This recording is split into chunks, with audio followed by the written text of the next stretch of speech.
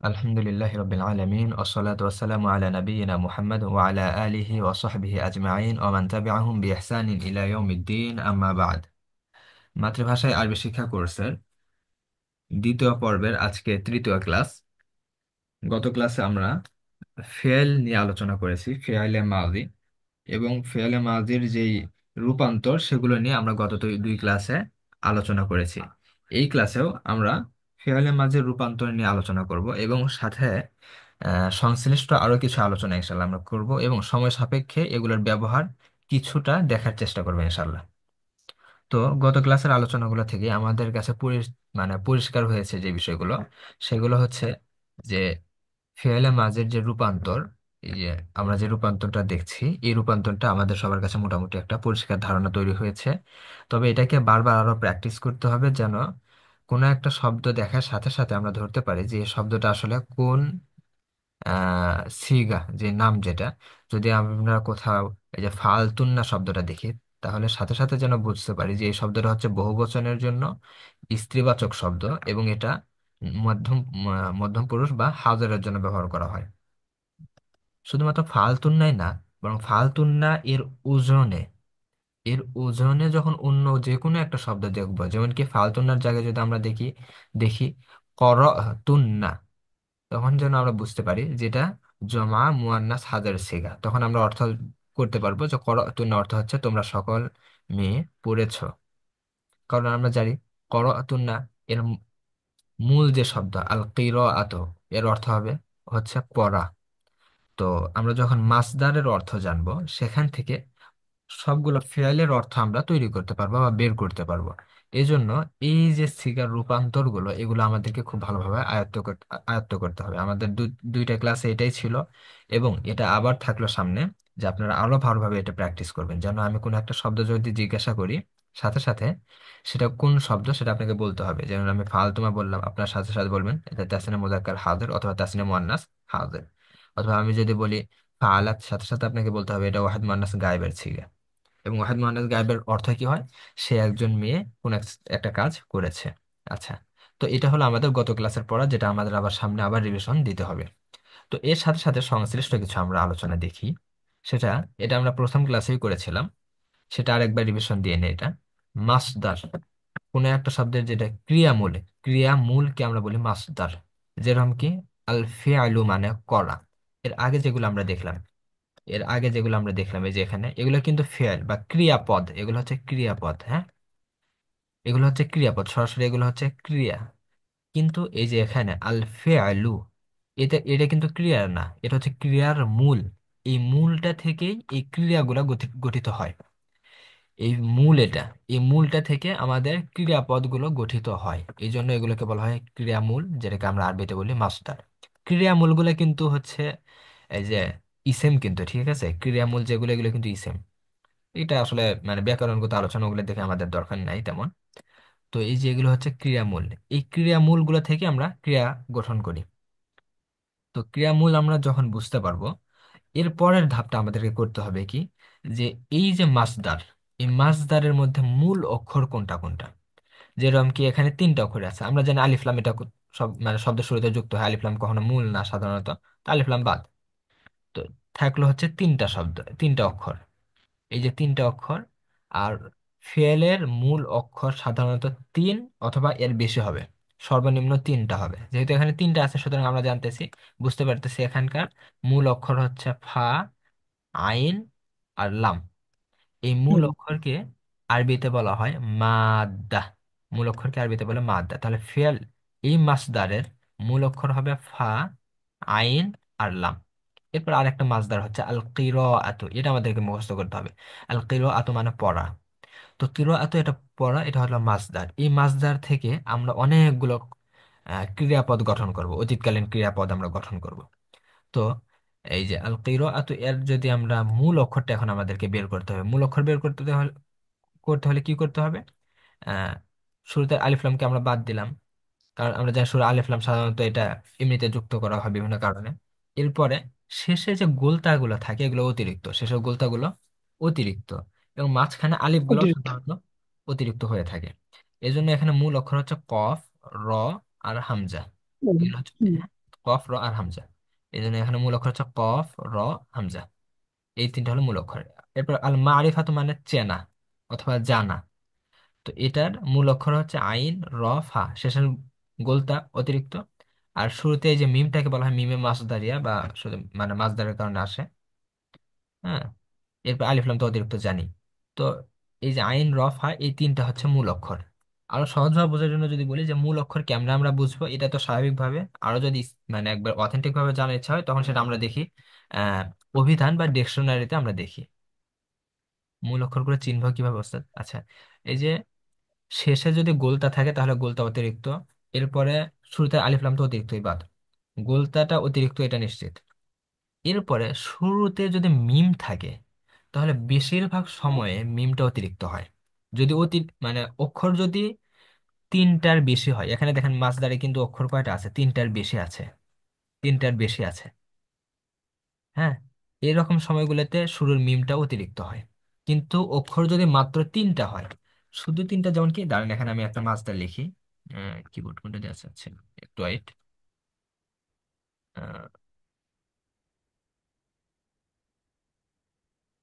আপনারা দেখতে পাচ্ছেন কি? জি। আচ্ছা, একটু সময় দেন, আমি একটু তাহলে এখানে উদাহরণ আনি।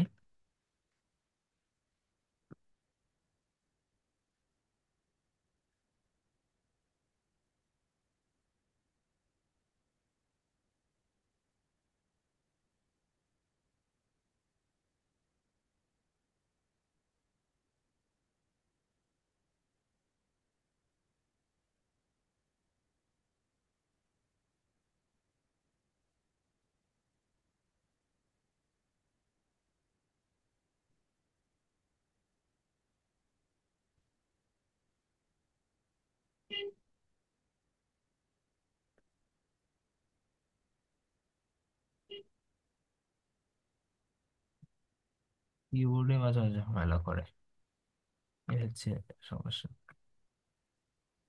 আচ্ছা, এখানে দেখি যে এগুলোর মধ্যে দিলে সুবিধা হবে। আচ্ছা, এর সাথে যদি দিই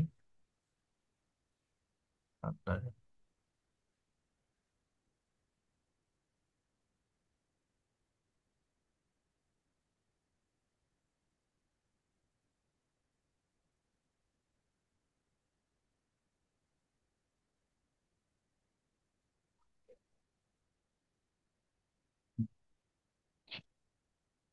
আর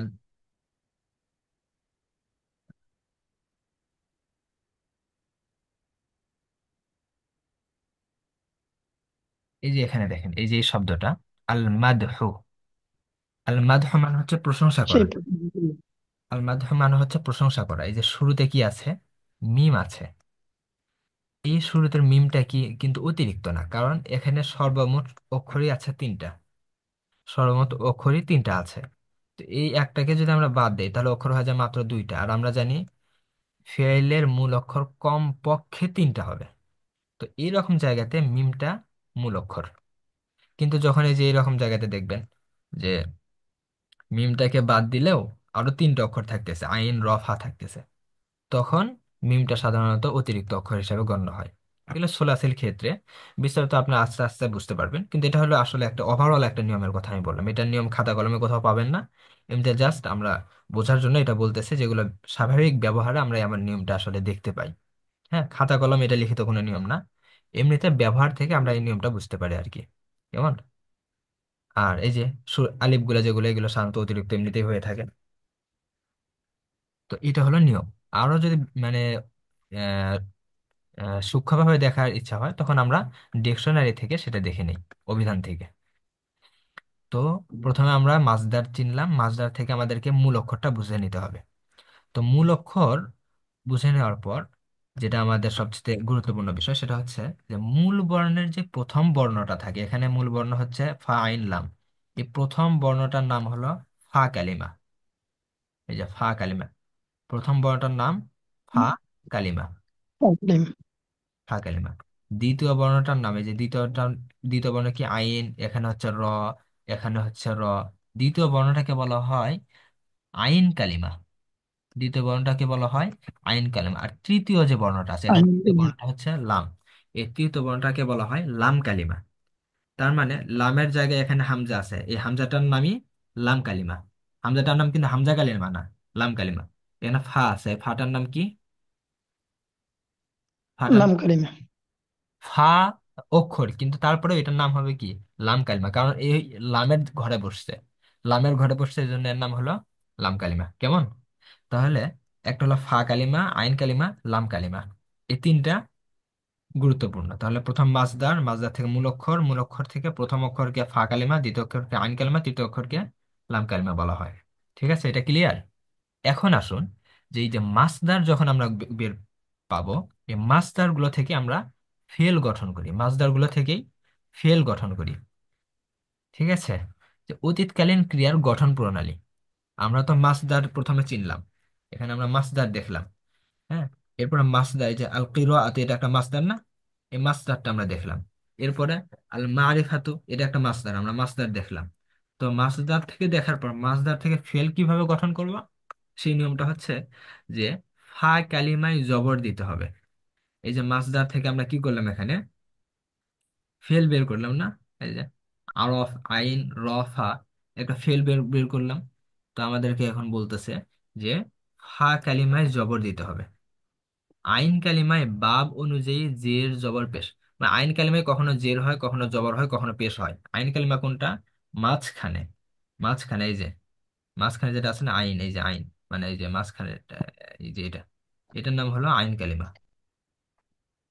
এটার নাম হলো আইন কালিমা, যেটা আমরা এই যে এখানে দেখলাম, এই যে আইন, এই যে এখানকার র, এখানকার র। তো এটার নাম হলো আইন কালিমা। এই আইন কালিমাতে কখনো জবর হয়, কখনো জের হয়, কখনো পেশ হয়। যেরকম কি এই যে সবগুলাতে কি হয়েছে, জবর হয়েছে। ফাআলা, মানে ফাআলা শব্দ থেকে যত কিছু আসবে সবগুলোতে জবর হবে। কিন্তু কখনো কখনো জের হবে, কখন হবে এটা টেনশনের কোনো কারণ নাই। ওটা নিয়ম এমনিতে বুঝতে পারবেন, আমরা যখন আলোচনা করবো তখন দেখবেন ওটা একদম সহজ বিষয়। হ্যাঁ, এরপরে কি? এরপরে হচ্ছে লাম কালিমাতে জবর হবে। লাম কালিমায় জবর, তাহলে প্রথমে জবর হবে, এরপরে শেষে জবর হবে। মাঝখানে, মাঝখানেটা কি হয়, বাব অনুযায়ী কখনো জবর হয়, কখনো জের হয়, কখনো পেশ হয়। ঠিক আছে, যেমন কি ফাআলা, যেমন ফাআলা, এই যে ফা, ফা কালিমাতে জবর, আইন কালিমাতে জবর, লাম কালিমাতে জবর। ঠিক একই নিয়মে যদি আমরা যদি গঠন করি তখন কি হবে? আ র ফা। ঠিক আছে না? আরাফা। এই যে আল জি। মারিফাতু মাসদার থেকে আরাফা। এরপরে আল কিরাআতু যে মাসদার আছে ওটা থেকে যদি আমরা গঠন করতে চাই তখন কি হবে? কর আ। ঠিক আছে না? ফা কালিমায় জবর, আইন কালিমায় জি। জবর এবং লাম কালিমায় জবর। দেখতে পাচ্ছেন কি? যদি দেখতে না পান তাহলে একটু জানাবেন, কেমন? আচ্ছা, আর একটু বড় করি তাহলে বুঝতে আমাদের সুবিধা হবে। আর একটু ছোট করে দিই।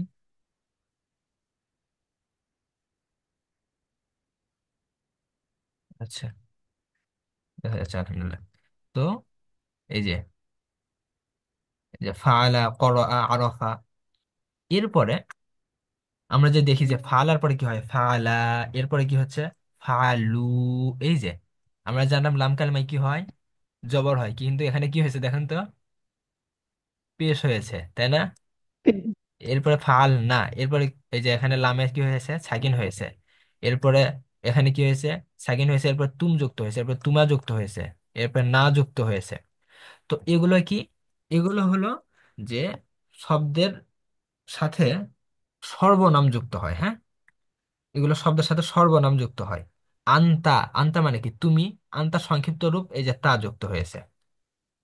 আমরা জানি না যে আন্তা মানে তুমি, এখানে ফালতু অর্থ কি, তুমি করেছো। এই যে তুমি শব্দটা আছে না, এই তুমির বুঝাতে এই যে মাঝ শেষে তা যুক্ত হয়েছে।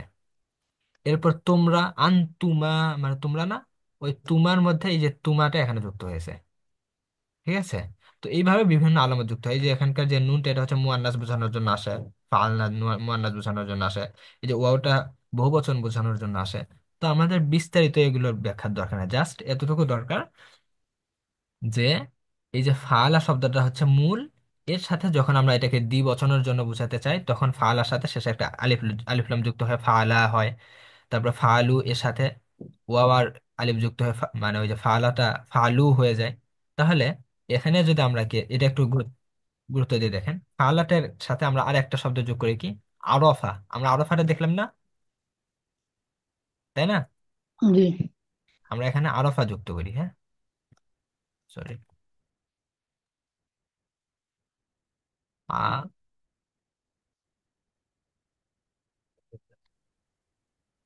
আরফা, ফালার জায়গাতে আরফা করলাম। আরফার জায়গাতে এখানে কি হবে, আপনারা বলেন এটা। আরফার জায়গাতে আরফার দ্বিবচন কি হবে? রফানি নাকি কে দিল? আ আরফানে কেন হবে? আরফা, আরো, তার সাথে শুধু কি যুক্ত হবে? আলিফ যুক্ত হবে। এই যে দেখেন, ফালার সাথে কি হয়েছে, শুধু ফালার সাথে শুধুমাত্র আলিফ যুক্ত হয় নাই, এই যে ফালার সাথে শুধুমাত্র আলিফ যুক্ত হয়েছে। সুতরাং আরফার সাথে শুধুমাত্র আলিফ যুক্ত হবে। তাহলে আরফা অর্থ তারা দুজন পুরুষ চিনেছে অথবা জেনেছে। এরপর এখানে কি আছে, ফালু আছে না? জি। তো ফালু এর সাথে আমাদেরকে কি, ফালুটাকে যদি আমরা করতে চাই তাহলে কি হবে এখানে, আরফু, কি হবে, আরফু, জাস্ট এমন, আরফু। ঠিক এইভাবে ফালাত, ফালাত এখানে কি হবে, আরফাত,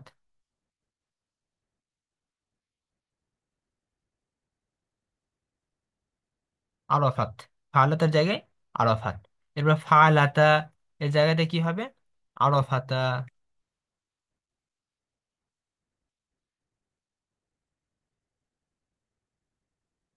আরফাতা। এরপর ফালনা এর জায়গায় কি হবে, আরফনা, আরফনা।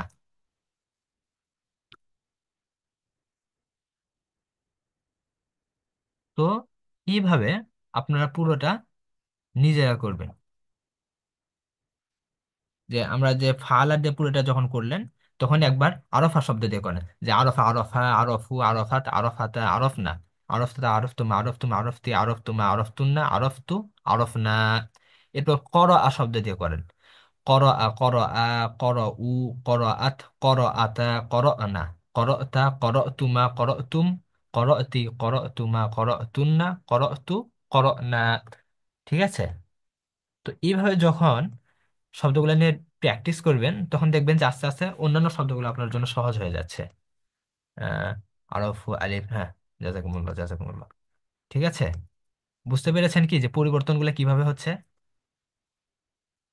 আপনার অন্যরা যারা আছেন একটু রেসপন্স করেন, তাহলে আমরা বুঝতে পারবো যে আপনারা আসলে কতটা বুঝতে পারতেছেন, অথবা আমরা কতটা আসলে আপনারা আহ, বুঝতে পারছি কিনা। তো এইভাবে অন্যান্য শব্দগুলো দিয়ে প্র্যাকটিস করতে হবে আমাদের। তো আমরা কি গঠন করছিলাম, এই যে ফা কালিমায় জবর, আইন কালিমায় বাব অনুযায়ী জের জবর পেশ, এবং আইন লাম কালিমায় জবর দিলেই অতীতকালীন ক্রিয়া গঠন হবে। এখন আমরা কি দেখলাম এতক্ষণ, এই যে আইন কালিমায় জবর, আইন কালিমায় জবর, এই সবগুলোতে কিন্তু আমাদের আইন কালিমায় জবর। তাহলে আইন কালিমায় কখনো কখনো কি হয়, জেরও হয়। যেমন জের হওয়ার উদাহরণ কি, যদি আমরা দেখি এখানে, সামিয়া, এখানে তার আগে মাসদারটা এখানে একটা দেখে নিই, হ্যাঁ। আহ, একটা মাসদার আমরা দেখে নিই। আসামু অর্থ হলো যে শোনা, তারপর আসামু অর্থ হলো শোনা। এখানে একটা শব্দ আমরা দেখি, আহ,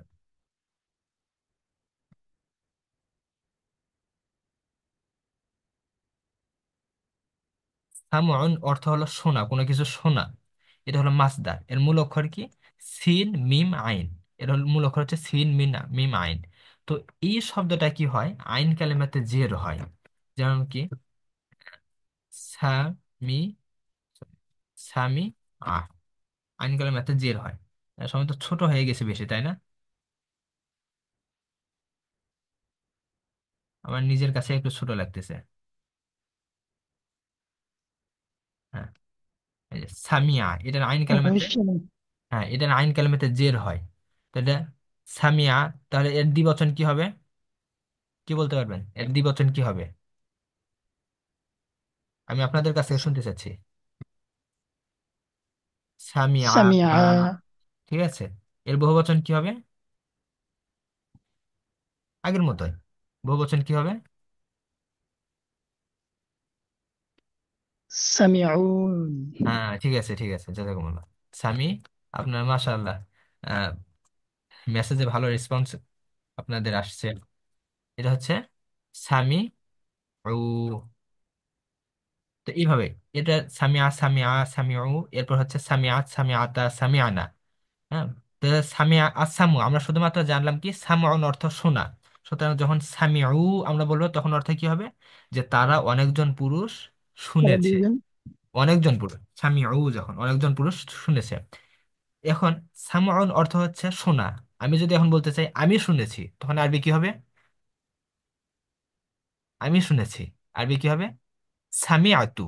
এই যে সামিআতু, ফালতু মানে আমি সামিয়াত। করেছি, মনে করবে সামিআতু মানে আমি শুনেছি। মাশাআল্লাহ মাশাআল্লাহ, হ্যাঁ সুন্দর। আপনারা সবাই রেসপন্স করলে আসলে আপনাদের নিজেদের কাছে একটা একটা নিজের কনফিডেন্স বাড়বে। তার অর্থ হবে যে আমি শুনেছি। কই গেল? এরপরে যদি আমরা বলতে চাই যে তুমি শুনেছো, তুমি শুনেছো, এর আরবি কি হবে?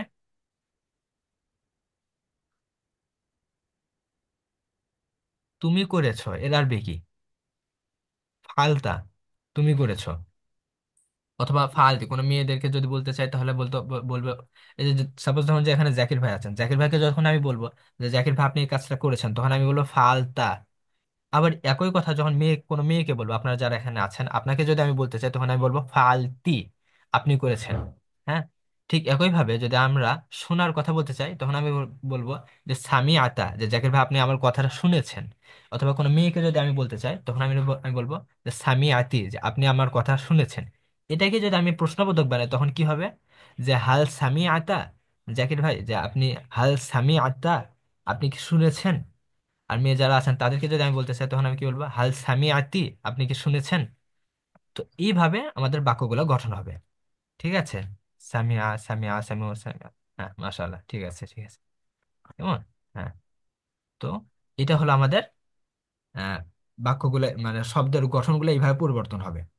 তখন আমাদের এই যে শুধুমাত্র ফালাটাই যদি আমরা ভালোভাবে ঠিক করি, তখন একটা মাসদার জানলেই সেই মাসদার দিয়ে আমরা পুরোপুরি গঠনগুলো তৈরি করতে পারবো, অনেকগুলো শব্দ তখন গঠন করতে পারবো আমরা। শুধু এটা তো অতীতকালীন ক্রিয়া, এরপরে ভবিষ্যৎকালীন ক্রিয়া, অথবা আদেশসূচক ক্রিয়া, অথবা নিষেধ সূচক যেসব ক্রিয়া আছে, অথবা সেগুলো থেকে যখন কোনো নাম তৈরি করা হয় সেগুলো কিভাবে করা হয়, তো এগুলো ধীরে ধীরে আমাদের আসবে। কিন্তু আমরা সংক্ষেপে অথবা সংক্ষিপ্ত সময় যেহেতু করতেছি, এই জন্য বিস্তারিত আনবো না, সবকিছু সংক্ষিপ্ত ভাবে আনতেছি এবং মূল কথাগুলো বলতেছি। আপনারা যদি তার মধ্যে সময়গুলোকে কাজে লাগিয়ে সেগুলো ক্যাচ করেন, ইনশাল্লাহ আহ এটা আসলে ভালো ফলাফল বয়ে আনবে। তো এটা হলো আমাদের এই যে সামিয়া। ইনশাআল্লাহ। হ্যাঁ ইনশাল্লাহ। সামিয়া, এটাতে আমাদের কি হলো? আইন কালামে জের হলো। আর একটা আমরা দেখি আইন কালামে পেশ কোনটাতে হয়। সেটা হচ্ছে যেমন এটা হলো কারুমা।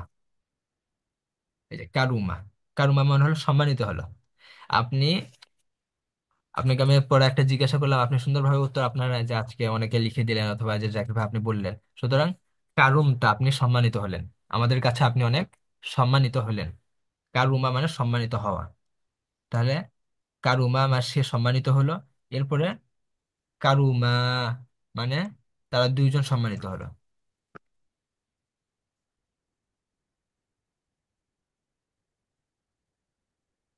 এরপরে কারুমু, এখানে হবে কারুমু। হ্যাঁ, এরপর কারুমাত মানে সে একজন মেয়ে সম্মানিত হলো। এরপর হলো কারুমতা, আপনি সম্মানিত হলেন। তো এইভাবে, ঠিক আছে। তো এটা হলো আমাদের এই গঠনের নিয়ম। কিন্তু এখন আপাতত জের হবে না জবর হবে, কোনটাতে কি হবে এটা নিয়ে আপনাকে ভাবতে হবে না। আপনি জাস্ট আগে ফালা, এটা একদম একদম 100-তে 100 ঠিক করেন। ঠিক আছে, এটা, হ্যাঁ হ্যাঁ, জাযাকুমুল্লাহ, মাশাআল্লাহ মাশাআল্লাহ। তো এটা একবারে 100-তে 100 ঠিক করেন। এতটুকু কি বুঝতে পেরেছেন আপনারা? যে ফা কালিমায় জবর, আইন কালিমায়, আইন কালিমায় বাব অনুযায়ী, এই যে কোনো কোনো শব্দতে জের হচ্ছে, কোনো কোনো শব্দতে জবর হচ্ছে। যে শব্দগুলোতে জের হয় সেগুলো একটা বাব, যে শব্দগুলোতে জবর হয় সেগুলো একটা বাব। যে বাব মানে, বাব মানে অধ্যায়, হ্যাঁ, বাব মানে ক্যাটাগরি, ক্যাটাগরি ধরেন। বাব মানে অর্থ হচ্ছে ক্যাটাগরি। তো কিছু শব্দের ক্যাটাগরি হলো আইন কালামায় জের হবে, ওটা এক ক্যাটাগরি। কিছু শব্দের ক্যাটাগরি হলো আইন কালামায় জবর হবে, ওটা একটা ক্যাটাগরি। তো বাব অর্থ ক্যাটাগরি, ব্যাস। সহজভাবে বোঝার জন্য বাবের সঙ্গে রঙের অর্থ দরকার নেই। আপনাদেরকে যে পিডিএফ দেওয়া আছে ওখানে দেখবেন এমন সংখ্যা দেয়া আছে, মাথা মানে ইয়ে হয়ে যাবে, ঘোরায় যাবে। সহজ হিসাব, বাব অর্থ হচ্ছে ক্যাটাগরি, আপনারা বুঝে নেবেন সেটা। তো আমাদের এটা হলো। তো এরপরে আমরা কিছু শব্দ মুখস্থ করতে হবে আমাদের। কিছু শব্দ আমাদেরকে মুখস্থ করতে হবে। শব্দ কি? এই যে এখানে দেখেন, ফাতহুন অর্থ হচ্ছে খোলা। আপনারা অবশ্যই এই যে এটা তো একদম কাল মানে আগামী ক্লাসের জন্য এটা পুরাপুরি একদম 100-তে 100 ঠিক করবেন। এরপরে আপনাদের একটু পরে আমি বেশি করে দিচ্ছি। সেটা হচ্ছে যে এখানে বেশ কিছু শব্দ দেওয়া আছে, এখানে মেবি 3, 6, 9টা, এবং এরপরে আছে 4টা, 10, 13টা। 13টার মতো শব্দ দেওয়া আছে। এই 13টা শব্দ আপনাকে মুখস্থ করতে হবে, এবং প্রত্যেকটা শব্দ দিয়ে আপনার কমপক্ষে কমপক্ষে 2বার অথবা 3বার, কমপক্ষে 2বার আপনাকে এই গরদানটা বানাতে হবে। এই যে এটা, এটা আমি আসলে পরিভাষাগুলা আসছে আগের পরিভাষা যেটা, এই যে রূপান্তরের মতো আপনাকে রূপান্তর করতে হবে। যেমন কি ফাতহুন, ফাতহুন অর্থ হচ্ছে খোলা। ফাতহুন অর্থ খোলা। হচ্ছে খোলা। তো এটাকে দিয়ে যদি আমরা ওই রকম বানাতে চাই তখন কি হবে? ফাতাহা, ফাতাহা, ফাতাহা, ফাতাহু, ফাতাহাত, ফাতাহাতা, ফাতাহনা, ফাতাহতা, ফাতাহতুমা, ফাতাহতুম, ফাতাহতা, ফাতাহতুম, ফাতাহতুনা, ফাতাহতু, ফাতাহনা। মানে খোলা। যদি আমি বলি ফাতাহতু মানে আমি খুলেছি, ফাতাহতুল কিতাবা আমি বইটি খুলেছি, ফাতাহতুল বাবা আমি দরজাটি খুলেছি, ফাতাহতুল নাফিজাত আমি জানালাটা খুলেছি। ঠিক আছে? এরপরে জাহাবুন, এটা মুখস্থ করবেন, এটা হলো মাজদার। এই যে এগুলো হলো মাজদার, এই লাইনে যেগুলো আছে এগুলো মাজদার। এখানে যেটা আছে এগুলো হলো, এই যে এখানে, সরি, দ্বিতীয় লাইনে যেগুলো আছে এগুলো হচ্ছে মাদ্দা বা মূল অক্ষর। তৃতীয় লাইনে যেটা অর্থটি দেখতেছেন। আর এই যে চতুর্থ লাইনে যেটা, এটার নাম হলো বাব, মানে ক্যাটাগরি। বাব মানে ক্যাটাগরি। এরকম ধরনের যে যে প্রথম যে 3টা আছে, এই 3টা হলো একটা ক্যাটাগরির, এই ক্যাটাগরির নাম হলো বাবে এর ফাতাহায়াত। উপরে দিয়ে লিখে দিলে, জি, মানে কোনটা কি এটা উপরে দিয়ে যে হ্যাঁ, হ্যাঁ, হ্যাঁ, এখানে লিখে দিলে হ্যাঁ, হ্যাঁ, হ্যাঁ, সুন্দর লিখে হয়ে দেবেন, যাবে। লিখে দেওয়া হবে আসলে। তো এটা আমাদের সময় শেষ হয়ে যাচ্ছে। আপনাদেরকে নতুন করে লিংক দিচ্ছি, ইনশাল্লাহ আপনার ওই নতুন লিংকে একটু জয়েন করেন, হ্যাঁ। এটার আমাদের লিংকের সময় শেষ হয়ে হুম। গেছে। আহসানাল্লাহু ইলাইকুম, সাদাল্লাহু আলাইকুম।